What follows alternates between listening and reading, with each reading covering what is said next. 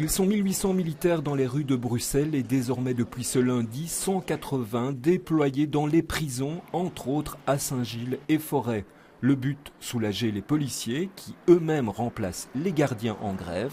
Une décision du gouvernement qui fait bondir les syndicats militaires. C'est une décision qui est évidemment stupéfiante. Mettre des militaires dans les prisons, c'est quelque chose auquel on ne s'attendait pas vraiment.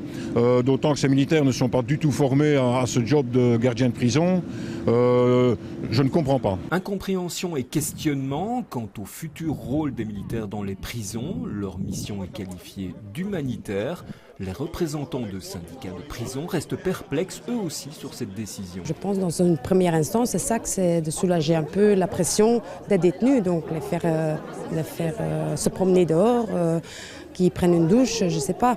Mais ils ne sont pas formés pour et je comprends qu'ils ne seront pas enchantés non plus de faire nos tâches. Ce qu'on nous dit aujourd'hui que le militaire ne viendra qu'en support de l'agent pénitentiaire, je n'y crois absolument pas, puisque vous le voyez aujourd'hui dans les villes comme Bruxelles et Anvers, ces militaires devaient être accompagnés de policiers. On a vu que ce n'était pas le cas au fil du temps. Ces gens se retrouvent seuls à effectuer la mission sans en avoir reçu la formation. Une réunion prévue ce jour entre les syndicats des militaires et le cabinet du ministre de la Défense, Steven Van de Putte, devrait préciser les détails de cette mission.